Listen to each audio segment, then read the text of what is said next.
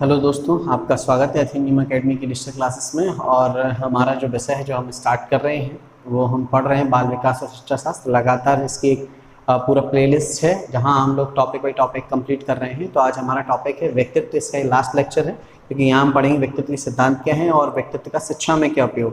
ठीक, तो स्टार्ट करते हैं फटाफट से। और हमारा टॉपिक हमने बताया जैसे क्या है, व्यक्तित्व के प्रमुख सिद्धांत। तो सबसे पहले एक क्वेश्चन आता है कि व्यक्तित्व के सिद्धांत की आवश्यकता क्यों पड़ी, व्यक्तित्व के सिद्धांतों की आवश्यकता क्यों पड़ी, व्यक्तित्व को समझने की आवश्यकता क्यों पड़ी। तो कुछ क्वेश्चंस पे नजर मारते हैं जिसके कारण व्यक्तित्व के सिद्धांतों को बनाना पड़ा। और वो हमारे क्वेश्चन है, पहला क्वेश्चन है हमारा, व्यक्तित्व क्या है, इसको जानना है। व्यक्तित्व किसे कहते हैं, जैसे जनरली हमने समझा था कि व्यक्तित्व क्या है, व्यक्ति का एक बाहरी रूप जिसे वो अलग अलग परिस्थितियों के अनुसार प्रदर्शित करता है। इसे सिद्ध करने के लिए कोई ना कोई एक्सपेरिमेंट करना था, तो विभिन्न विद्वानों ने एक्सपेरिमेंट किया। एक्सपेरिमेंट करने के बाद ही क्या बनता है, हमारा सिद्धांत यानी प्रिंसिपल बनता है। प्रिंसिपल क्या है, प्रिंसिपल एंड रूल्स में डिफरेंसेस क्या है, रूल चेंज किए जा सकते हैं, प्रिंसिपल चेंज नहीं किए जा सकते। तो प्रैक्टिकली जिन्हें एक्सपेरिमेंटेड करके प्रैक्टिकली सिद्ध कर दिया गया हो वो क्या कहलाते हैं, सिद्धांत कहलाते हैं। तो व्यक्तित्व क्या है, इसके बारे में जानने के लिए व्यक्तित्व की प्रकृति व संरचना क्या है, व्यक्तित्व में गतिशीलता क्यों पाई जाती है, इन सभी क्वेश्चंस का आंसर पता करने के लिए, हालांकि क्योंकि कोई भी हमारा विषय अगर मनोविज्ञान के अंदर हम चर्चा करें तो ऐसा कोई टॉपिक नहीं है जिस टॉपिक पे विवाद ना हो, विभिन्न मनोवैज्ञानिकों के अंदर अंतर्द्वंद ना हो, लेकिन फिर भी क्लैरिफाई करने के लिए विद्वानों के द्वारा कुछ न कुछ सिद्धांत दिए गए। ठीक है, उन सिद्धांतों से रिलेटेड ही अपन बात कर रहे हैं कि उन सिद्धांतों में उनको बनाने के लिए आवश्यकता क्यों पड़ी। तो उनको बनाने के लिए आवश्यकता इसलिए पड़ी क्योंकि इन क्वेश्चनों के आंसर हमको क्या करने थे, फाइंड आउट करने थे। इसके लिए ये सिद्धांतों की खोज की गई। ठीक है ना, तो इन सभी सिद्धांतों का प्रतिपादन किया गया। ठीक, कौन से सिद्धांतों को, तो विभिन्न प्रकार के मनोवैज्ञानिकों द्वारा क्या किए गए, सिद्धांत बनाए गए। तो वो सिद्धांत बात करते हैं कौन कौन से हैं। तो पहला है आपका व्यक्तित्व के सिद्धांत कौन कौन सा है, तो पहला है शरीर रचना के आधार पर, यानी कि जो शारीरिक रूप में परिवर्तन होता है विभिन्न प्रकार के, आपने लोग देखे होंगे, मल्टीपल लोग देखे होंगे, बहुत सारे देखे होंगे। पर्टिकुलर उन विद्वानों में व्यक्तियों में कुछ ना कुछ चेंज होता है। एक ही चीज़ पर लोगों को सोचना अलग होता है, एक ही समस्या पर लोगों का एक दूसरे के प्रति व्यवहार अलग होता है। क्यों, क्योंकि और साथ में हम ये कह सकते हैं कि सभी की शक्ल अक्ल वेशभूषा समान नहीं होती, डिफरेंसेस होते हैं। वो किसके आधार पर पता करते हो आप, शरीर के आधार पर पता करते हैं। ठीक है, शरीर के स्ट्रक्चर के आधार पर पता करते हैं। तो इन शरीर के आधार के बारे में बताने वाले जो हमारे मुख्य वैज्ञानिक रहे, और उनका नाम अपन जैसे बात करें तो हमारे एक प्रमुख वैज्ञानिक रहे क्रेशमर, और दूसरे हमारे वैज्ञानिक रहे जिनका नाम रहा जैसे जनरली मैं बात करता हूँ तो वो हमारे विद्वान कौन से रहे, वो जनरली दूसरे विद्वान अपने रहे सेल्डन, W.H. सेल्डन। ठीक है, ये रहे, इन्होंने शरीर आधार के बारे में बताया। ठीक है, दूसरा हम जैसे बात करें विशेषक सिद्धांत के बारे में, तो विशेषक सिद्धांत में हमारे जो प्रमुख विद्वान रहे इनका नाम था आलपोर्ट। ठीक है, आलपोर्ट के बाद में आपका आते हैं कैटल महोदय। ठीक है, अभी आपको बताएंगे, स्पेशली हम एक एक करके सभी सिद्धांतों के बारे में अलग अलग समझेंगे। फिर आता है मनोविश्लेषणात्मक सिद्धांत, फिर आता है मनोविश्लेषणात्मक सिद्धांत। नाम से ही आपको कुछ लोग जो पढ़ रहे हैं सीक्वेंसली उन्हें पता होगा कि भाई यहाँ अपने प्रमुख वैज्ञानिक कौन से हैं, सिगमंड फ्राइड, ये विद्वान हैं। ठीक है, मनोविश्लेषणात्मक सिद्धांत के बारे में मांग में भी मुख्य अपने वैज्ञानिक आते हैं, मुर्रे व मैस्लो। मांग, नीड, शरीर की कुछ मूलभूत आवश्यकताएं होती हैं, उसके कारण भी हमें, जैसे मान लो कि हम भूखे हैं और हमें कोई भोजन नहीं दे रहा, अब हम उस भोजन को चुराना चाहेंगे तो हमारा एक नया व्यक्तित्व लोगों के सामने प्रदर्शित होगा। वो हमारी आवश्यकता थी, दैहिक आवश्यकता थी। कुछ होती हैं जो हमने बनाई हुई हैं, मतलब सामाजिक रूप में कि भाई इसके पास ऐसा है मेरे पास क्यों नहीं है, वो हमने बनाई हुई हैं। कुछ हमें जन्मजात प्राप्त हुई हैं, वो दैहिक आवश्यकताएं कहलाती हैं। इनको भी अपन पूरा एक डीपली तरीके से समझेंगे। और आध्यात्मिक सिद्धांत, यानी हम ये कह सकते हैं कि हम अपने व्यक्तित्व पर कंट्रोल कर सकते हैं, अपने व्यक्तित्व को एक छद्म रूप, एक बहुत अच्छा रूप दे सकते हैं। उसके लिए हमें आध्यात्मिक सिद्धांत को समझना होगा।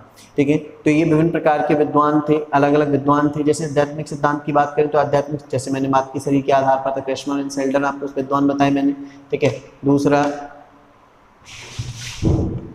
विद्वान जैसे मैंने बताया यहाँ पर आपको सेल्डन। ठीक है, आलपोर्ट हो गया जो विशेषक सिद्धांत के बारे में, मनोविश्लेषण सिद्धांत में सिगमंड फ्राइड हमारा महत्वपूर्ण नाम है। इनके अलावा भी और विद्वान रहे, मांग सिद्धांत मुर्रे व मैस्लो के द्वारा, और आध्यात्मिक सिद्धांत में हमारे भारतीय ऋषि मुनि, इनके नाम प्रखंड ज़्यादा चर्चित और चर्चित रहे। ठीक है, नेक्स्ट हम देखते हैं, अब एक एक करके इन सभी सिद्धांतों के बारे में जानते हैं। अब आते हैं, सबसे पहले मैंने बात की किसके आधार पर, शरीर रचना के आधार पर। ठीक है, शरीर रचना के आधार पर हमारे विद्वान रहे क्रेशमर। हालांकि इससे पहले मैं जो लेक्चर पढ़ाया है उसमें हम लोगों ने ये पढ़ा व्यक्तित्व प्रकार क्या होते हैं, तो उसमें आपने ये सारी चीज़ बहुत अच्छे से पढ़ी। ठीक है, जनरल ये सिद्धांत बनाया गया, प्रैक्टिकली सिद्ध किया गया। तुंदल, गोल, मोटे, पुष्टकाय यही है, सही से अस्पष्ट, लंबाई लंबाई सारी चीज़ सही, कृषकाय मेहनती, जरूरी नहीं कि कृषक, मेहनती, उम्दा प्रकार के व्यक्ति, और ये मिश्रित यानी तीनों प्रकार जिसके अंदर तीनों क्वालिटी हो, गोल मटोल भी हो, स्वस्थ भी हो, और अग्रेसिव भी हो, स्पीड वाला भी हो, जिसके अंदर क्षमता कार्य करने की हो, वो सारा कुछ वो कार्य के अंतर्गत आता है मिश्रित। W.H. सेल्डन ने अभ्य तरंगानुरूपी मैंने बताया था जो तुंदल को प्रदर्शित करता है, तरंगानुरूपी पुष्टकाय और कृषकाय दोनों को प्रवर्तित करता है, अंतरानुमुखी यानी एकाकीपन, अलग, आराम पसंद, जैसे आराम पसंद तुंदल भी होता है लेकिन आराम पसंद प्रकार प्रवृत्ति वो अंतरानुमुखी के अंतर्गत आता है। ये शरीर रचना के आधार पर है। ठीक है, फिर अपन नेक्स्ट बात करते हैं, आगे चलते हैं। ठीक है, ये हमारा विशेषक सिद्धांत, जैसे शरीर रचना मैंने इसलिए जल्दी इतना समझा दिया कि शरीर रचना में हम लोगों ने व्यक्तित्व के प्रकार में बहुत अच्छे तरीके से चर्चा की है। इसलिए नेक्स्ट हमारा मोस्ट इंपोर्टेंट है विशेषक। विशेषक माने पता है क्या होता है, विशेषक मीन्स होता है विशेषता। इसका मीन्स होता है भाई विशेषता, कि विशेषता क्या है, उन विशेषता के आधार पर व्यक्ति का व्यक्तित्व प्रदर्शित किया गया। व्यक्तित्व के व्यक्ति के व्यक्तित्व, पर्सनैलिटी, एक सबसे इंपॉर्टेंट चीज, बार बार व्यक्तित्व घूमता ना तो समझ में नहीं आता व्यक्तित्व है क्या। व्यक्तित्व का मतलब हुआ सिंपल सी चीज एक, कि व्यक्तित्व है व्यक्ति की पहचान, जो वो विभिन्न प्रकार की अलग अलग हम ये कह सकते हैं सिचुएशंस में हमें दिखाता है, अलग अलग परिस्थितियों में उसके अलग अलग रूप देखने को मिलते हैं, वो व्यक्ति का व्यक्तित्व पर्सनालिटी होती है ना। अपन ये कह सकते हैं गुड पर्सनालिटी है, बैड पर्सनालिटी है, मतलब भाई ये अच्छा रूप है उस चीज़ का, गुण भी होते हैं जो हमारे प्रदर्शित होते हैं वो भी व्यक्तित्व के अंतर्गत आते हैं। व्यक्तित्व तो एक सिंपल चीज है, बाल विकास वो विषय, यहाँ हर चीज को गोल घुमाकर हमें वहीं ला दिया जाता है कि व्यक्ति के अंदर पाए जाने वाले गुण वो प्रदर्शित करता है, वो व्यक्तित्व के अंतर्गत आता है। ठीक है, अब जैसे विशेषक सिद्धांत में हम बात करें, सामान्य व्यक्तिगत गुण सिद्धांत, पहला सिद्धांत इसका नाम है सामान्य व्यक्तिगत गुण सिद्धांत। ये सिद्धांत जो है वो किसके द्वारा दिया गया, तो हमारे जो महत्वपूर्ण वैज्ञानिक और साइकोलॉजर, मनोवैज्ञानिक, इनका नाम पूछा जाता है और एक क्वेश्चन भी आता है, मोस्ट इंपोर्टेंट क्वेश्चन है, याद रखना, नोट डाउन कर लेना, स्क्रीनशॉट ले लेना, जो भी करना है वो करना। सामान्य व्यक्तिगत गुण सिद्धांत किसने दिया, यानी व्यक्ति के अंतर्गत अपन ये कह सकते हैं सभी व्यक्ति के अंतर्गत सामान्य जो गुण होते हैं, गुण के आधार पर, कौन से गुण, इसके लिए उन्होंने लक्षणों के कुछ पुंज, लक्षणीय विशेषता है जो काय से मिलती है, माता पिता से मिलती है, और वो क्या नाम दिया, सिंड्रोम। सिंड्रोम जानते हैं, अनुवांशिक जो गुण मिलते हैं उसके आधार पर ही व्यक्ति अपने माता पिता की तरह, अपनी वंशानुक्रम की तरह व्यक्ति से व्यवहार करता है। और कहते हैं यार वो फलाने दुबे जी, उनके परिवार में नेक्स्ट से लेके यानी छोटे से लेके बड़े तक सबका व्यवहार एक जैसा है, क्यों है, क्योंकि उनके व्यक्तित्व ऐसा क्यों पहचान है, क्यों, क्योंकि उनके लक्षण जो सिंड्रोम का प्रभाव उनके ऊपर है। क्लियर, ठीक है, तो सिंड्रोम वर्ड यानी इसके लिए वो व्यक्तिगत गुण सामान्य सिद्धांत अल्पोर्ट के द्वारा दिया गया। ठीक है, फिर इसके बाद दूसरा हम ये बात कर सकते हैं कि जो अल्पोर्ट जो हमारे विद्वान हुए, इन्होंने क्या किया, इन्होंने बताया कि व्यक्ति के जीवन में जो गुण होते हैं, जो कार्यशैली होती है, उनके हिसाब से ही वो व्यक्तित्व, जो मैंने बताया ना जस्ट क्यों सिंड्रोम क्या है, प्रीवियस पारंपरिक जो चलते चले आ रहे हैं, माता पिता से मिले, माता पिता को उनके माता पिता से मिले, उन गुण के द्वारा जो व्यवहार करते चले आ रहे हैं, वही रीतिबद्ध हम भी चलते चले आ रहे हैं, तो वही गुणों के निकटस्थ व्यवहार प्रदर्शित करना, वो इसके अंतर्गत आता है। अब दूसरा हम बात करते हैं सतही स्रोत विशेषक सिद्धांत। ये हमारा सिद्धांत किसने दिया, कौटिल्य महोदय ने दिया। तो इनके बारे में हम बात करते हैं। इन्होंने ये बताया है सिंपल सा कि जो व्यक्तित्व होता है वो व्यक्तित्व किसे कह सकते हैं, कि व्यक्ति के बारे में ये पता लगाना, यानी आप पहले से ये अनाउंसमेंट कर दो, ये बता दो कि व्यक्ति जो है वो व्यक्ति का इस परिस्थिति में व्यवहार ये होगा, तो यानी कि परिस्थिति के अनुसार उसके व्यवहार की व्याख्या करना। स्रोत बोला ना, विशेषता, एक विशेष परिस्थिति में उसके द्वारा व्यवहार कैसा है, वो इसके अंतर्गत आता है सतही स्रोत विशेषक सिद्धांत के अंदर। और जो किसने में बताया, कौटिल्य महोदय ने बताया। नेक्स्ट हम अगले अपने पॉइंट पे चलते हैं। पहला हमारा था कौन सा सिद्धांत, शरीर रचना के सिद्धांत, दूसरा था हमारा विशेषक सिद्धांत। अगला हम पढ़ते हैं मनोविश्लेषणवादी सिद्धांत, और इसके महत्वपूर्ण विद्वान जिनके बारे में आप सभी लोग जानते हैं और उनका नाम क्या है, सिगमंड फ्रायड। हालांकि इनके भी इस सिद्धांत के अंतर्गत, इस क्योंकि मनोविश्लेषणवादी सिद्धांत या मनोविश्लेषणवादी संप्रदाय के जनक कौन है हमारे, सिगमंड फ्राइड। इनके में भी डेविएशन किए गए, वेरिएशन किए गए। मनोविश्लेषणवादी सिद्धांत दो रूप बताए गए, परंपरावादी, ठीक है, जो परंपरागत चले आ रहे हैं, और नव मनोविश्लेषणवादी और नए जो बनाए गए, ठीक है। अब इनमें सबसे इंपॉर्टेंट है Sigmund Freud. Most important questions बनता है, डीपली समझा चुके हैं, जो टॉपिक पढ़ा है फिर से स्टार्ट करूंगा इसी चैनल पर, जहां हम सबसे पहले हिस्ट्री ऑफ साइकोलॉजी पढ़ेंगे, मन के बारे में जानेंगे। इंपॉर्टेंट चीज होती है, बार बार दोहराई जाती है, हर लेक्चर में मन आ जाता है नॉटवेयर के, तो उसी के बारे में अपन बात करेंगे। तो सिगमंड फ्राइड जो विद्वान हुए, तो सिगमंड फ्राइड ने एक सिद्धांत दिया मनोविश्लेषणवादी सिद्धांत, जिसे मनोविश्लेषण विकासवादी सिद्धांत कहा जाता है। और मैंने बोला ये मोस्ट इंपोर्टेंट क्वेश्चन है, याद रखना, पूछा जाता है मनोविश्लेषण विकासवादी सिद्धांत किसके द्वारा दिया गया। नाम से पता चलता है मनोविश्लेषण, लेकिन यहाँ तो सबके यहाँ मनोविश्लेषण लगा होगा, लेकिन यहाँ विकासवादी सिद्धांत जो है वो ध्यान रखना है, सिगमंड फ्राइड ने दिया। अब इन्होंने क्या बताया, इन्होंने बताया कि इस पूरे अपना जो पृथ्वी है, उस पृथ्वी पर या हमारा जो समाज है, उस समाज पर 3 प्रकार के व्यक्ति हैं, जिनके चेतन, अर्धचेतन, अचेतन जैसे मन है, और उन मन के आधार पर वो व्यक्तियों से अपना व्यवहार प्रदर्शित करते हैं। फटाफट से एक नज़र में बता देता हूँ। अचेतन मन 90% भाग होता है, यानी 9/10 भाग होता है, जिसका मतलब होता है जो अंदर छुपे हुए गुण हैं वो व्यक्ति एक समाज प्रदर्शित करता है, जहाँ उसकी प्रवृत्ति ज़्यादातर कैसी होती है, राक्षसी प्रवृत्ति मानी जाती है, जो अपने सिर्फ और सिर्फ अपने सुख के लिए बात करता है, तो उसके बाह्य रूप दिखाई नहीं देते, ठीक। दूसरा है अर्धचेतन, जहाँ उसे भला बुरा सारा पता है, लेकिन फिर भी मजबूरी बस कोई कार्य कर रहा होता है। तीसरा होता है चेतन मन, 1/10 भाग होता है मन का ये। यहाँ ऐसे व्यक्ति जो होते हैं, उनका व्यक्तित्व पूरे संप्रदाय को मानवतावादी चीजें सिखाता है, साथ में पूरे संप्रदाय को प्रभावित करता है, पूरी मानव जाति को प्रभावित करता है। या हम ऐसे कहते हैं कि इस प्रकार के व्यक्ति जो होते हैं वो मानवता का प्रतीक होते हैं, जो अपन ये कह सकते हैं कि एक मनोदेवता के रूप में माने जा सकते हैं, दैवी रूप कहलाते हैं।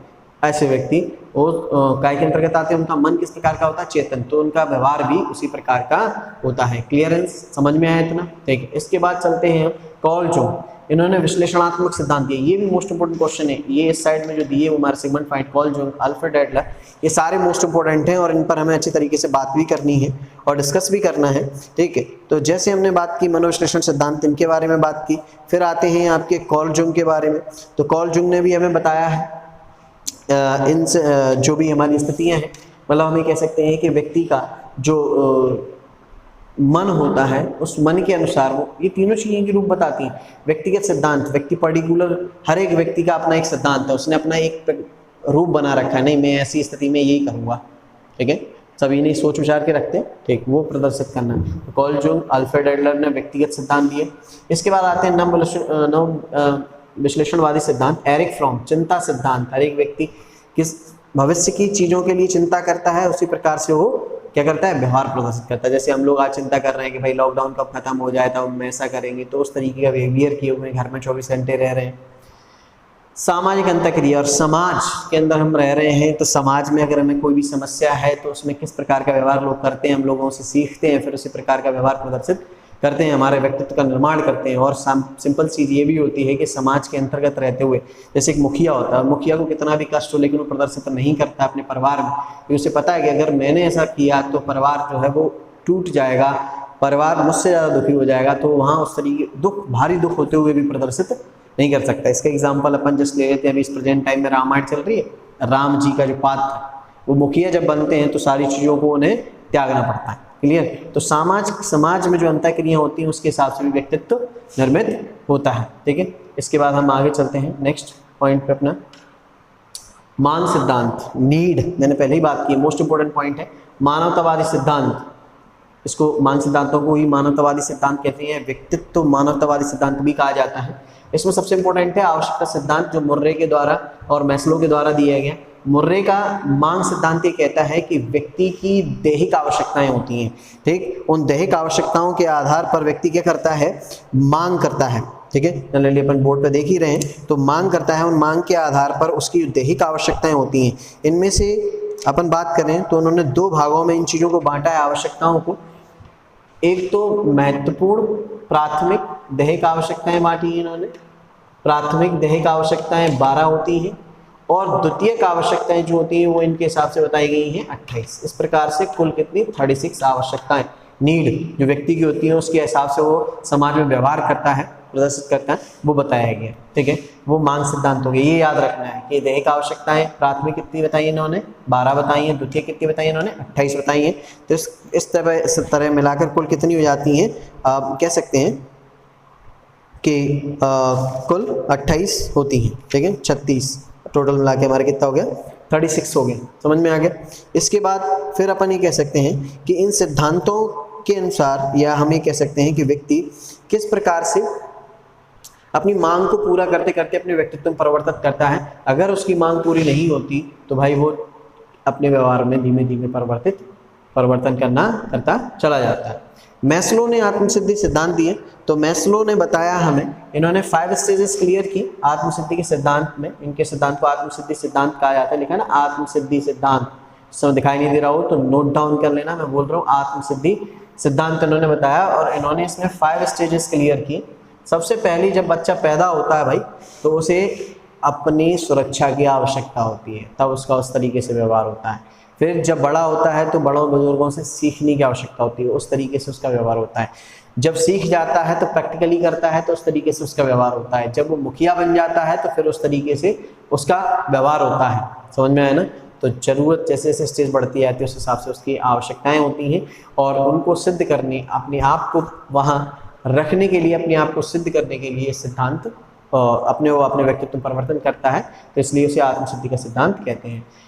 हाँ, एक अपना लास्ट है मान सिद्धांत में स्व सिद्धांत। कॉल रॉजर्स से महत्वपूर्ण विद्वान है। इन्होंने बताया है कि व्यक्ति भाई दोनों कार्य करता है, उसका अपना स्वयं के गुण जो उसे किसी चीज की आवश्यकता बना देते हैं। मतलब आवश्यकताएं नहीं है बट उसके अंदर ऐसा गुण है, उसे इन चीज़ों की आवश्यकता पड़ रही है। जैसे कि आपने देखा कि एग्जाम्पल, एक गूगल बॉय इंटेलिजेंट बच्चा, तो उसे आवश्यकता थी चीज़ों को जानने की, माता पिता ने सहयोग किया। तो उस समय हालांकि नॉर्मली किसी बच्चे की आवश्यकता नहीं होती, बट उसकी स्पेशली आवश्यकता उसके गुणों के कारण है। तो वो स्व सिद्धांत के आधार पर। क्लियर, इतना में लगा मुझे समझ में थोड़ा बहुत आया होगा। रीड आउट कर लो। देखो सबसे इंपॉर्टेंट चीज़ है कि ये जो टॉपिक है थ्योरिकल बहुत ज़्यादा है, एक्सपेरिमेंटल नहीं है। थ्योरिकल है, थ्योरी पढ़ो, प्रॉब्लम आए वर्डिंग, इसीलिए मैं हर चीज़ समझा रहा हूँ। वर्ड में दिक्कत आ रही होगी आपको, जो PDF आपको मिलेगी इस टॉपिक के नीचे मिलेगी, कंप्लीटली हो चुका है अब यहाँ कंप्लीट। फिर से आपको व्यक्तित्व का पूरा PDF जो पिछले 5 लेक्चरों में बताया है वो सभी का इसी में कंबाइंड मिल जाएगा PDF, तो आप वहाँ से पढ़ सकते हैं। ठीक है, आगे अपन चलते हैं।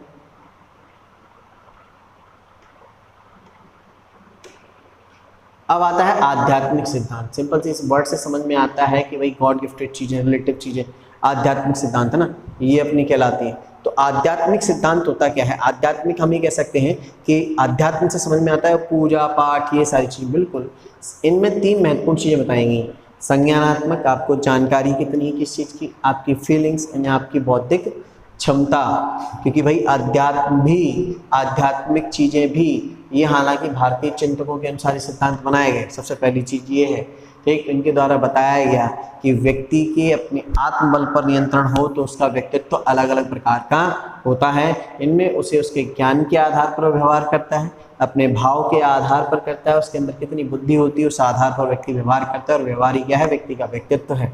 तो कुछ एक भारतीय चिंतकों के इसमें नाम दिए गए हैं, आपने देखे होंगे। टैगोर हैं, गांधी जी हैं, रविन्द्रनाथ टैगोर जी हैं, गांधी जी हैं, अरविंद घोष।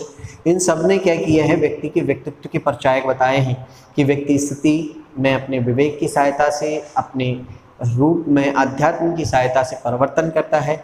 अगर वह इन चीज़ों पर अपने अध्यात्म जीवन को जीता है तो उसका व्यक्तित्व प्रमुख होता है, जो मानव समाज को इंस्पायर करने वाला होता है, यानी हम ये कह सकते हैं कि उन्हें आदेशित करने वाला होता है। ठीक है, इसके बाद हम चलते हैं नेक्स्ट। ये हमारे 5 सिद्धांत थे जो व्यक्तित्व के सिद्धांत के बारे में था।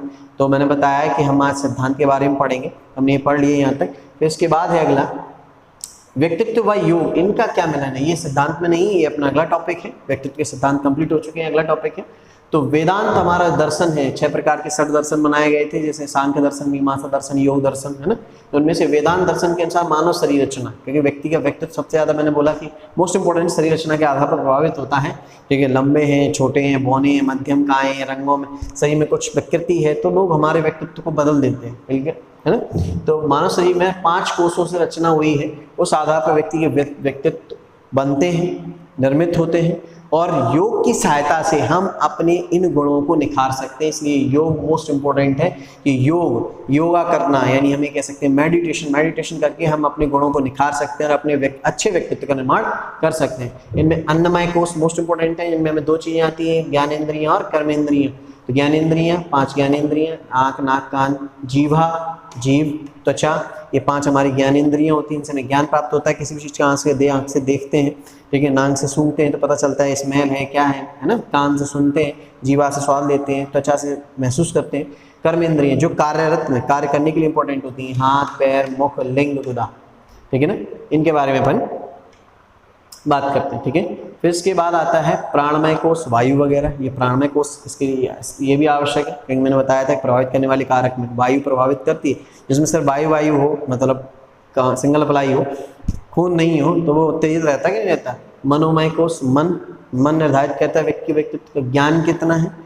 और आनंदमय कोश, हम ये कह सकते हैं सभी जब संपूर्ण हो जाते हैं तो आनंदमय कोश जो अध्यात्म का सबसे महत्वपूर्ण रूप है। आनंदमय कोश जो व्यक्ति संपूर्णता को प्राप्त कर लेता है, जिसे पता है कि व्यर्थ है ये सारे काम, अपने दो रोटी के जीवन में गुजारा करना है, सबका सहयोग करना है, ये इस प्रकार की प्रणाली आ जाती है तो हम कहते हैं व्यक्ति माया से ऊपर उठ गया है। वही एक कंडीशन होती है आनंदमय कोश की। तो वो व्यक्तित्व का निर्माण करती है और किससे प्राप्त होती है, योग से प्राप्त होती है। क्लियर। अब लास्ट पॉइंट हमारा शिक्षा में व्यक्तित्व का महत्व क्या है। तो सर्वांगीण विकास, यानी बालक, हम जानते हैं कि शिक्षा में सबसे महत्वपूर्ण चीज, शिक्षा की आवश्यकता क्यों है बालक के संपूर्ण विकास के लिए। और संपूर्ण विकास यानी सर्वांगीण विकास। सर्वांगीण विकास में एक चीज और महत्वपूर्ण है और वो क्या है, व्यक्तित्व है। और व्यक्तित्व प्रभावित किन चीजों से होता है, शिक्षा में। और शिक्षा देते समय टीचर जो होता है, यहाँ जो पॉइंट लिखा ना चौथा मैंने, शिक्षक अपने ऊपर ध्यान दे। शिक्षक बालक का आदर्श होता है, इसलिए पढ़ाते समय शिक्षक को महत्वपूर्ण ध्यान देना होता है क्योंकि उससे प्रेरित होने वाले उसके क्लास के छात्र, उसके कक्षा के छात्र हैं। और साथ में विद्यालय को क्या करना चाहिए, शिक्षा में कौन कौन चीज़ों से, किन किन चीज़ों पर ध्यान देना चाहिए इससे बालक के व्यक्तित्व पर प्रभाव पड़े, सही पड़े, जो सामाजिक जीवन के लिए जरूरी हो, मानव समाज के लिए जरूरी हो। विद्यालय की साज सज्जा इंपॉर्टेंस ही है क्योंकि भाई एक एग्जाम्पल, अगर हम अपने कमरे में पढ़ रहे हैं, लाइट बल्ब वो येलो लाइट, ठीक है, जल रही हो, पंखा बहुत कम चल रहा, पसीना आ रहा हो, ऐसी स्थिति पढ़ने मन लगता है क्या, नहीं ना। एक हम देख रहे हैं दीवार, उससे पानी टपक रहा है, नीरसता जैसे गुण उत्पन्न होने लगते हैं। विद्यालय में बैठे हुए छत से टपक रहा है पानी, पंखा नहीं चल रहा, गर्मी में बैठे हुए पंखे से हवा कर रहे हैं, मन ही नहीं लग रहा पढ़ने में। तो वो चीज़ों पर ध्यान देना है। इससे व्यक्ति के व्यक्तित्व पर भी परिवर्तन होता है। पाठ्यक्रम व्यक्ति के हिसाब से कक्षा के अपने कह सकते प्रजातांत्रिक वातावरण है, यानी क्लास में अच्छे व्यक्तित्व वाले बालक होने चाहिए, ठीक है। तो ये थे हमारे कुछ एक पॉइंट ऑफ व्यू व्यक्तिगत व्यक्तित्व के लिए, ठीक है। और ये हमारा टॉपिक कंप्लीट होता है व्यक्तित्व। समझ में आया होगा, नहीं आया हो तो आप कमेंट करके लिखिए, हम फिर से आपके क्वेश्चंस के साथ नया लेक्चर क्रिएट करेंगे। टॉपिक अब स्टार्ट होगा, वो टॉपिक होगा हमारा बुद्धि, IQ, इंटेलिजेंस क्वाड्रेंट। इसलिए इस टॉपिक को कंप्लीट करने के बाद में अगले टॉपिक से लगातार जुड़े रहिए। और हमारा अगला टॉपिक बहुत ही मोस्ट इंपॉर्टेंट है हमारे सभी टेट एग्जामों के लिए। क्लियर। अगला टॉपिक अपना क्या है, बुद्धि। इसलिए पहले पढ़ें, इससे हम फर्स्ट लेक्चर में आपसे मिले तो आपको कुछ समझ में आए।